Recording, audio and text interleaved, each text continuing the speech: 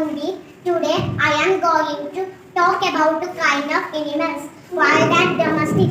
Wild animals live in forests, jungle or wild habits not trained by humans and find their own food and shelter. Wild, wild animals have sharp claws and teeth. Example, lion, tiger, cheetah, leopard, elephant, giraffe, etc. Domestic animals live with the humans in farm, termed and cared for by humans. Humans provide food and shelter.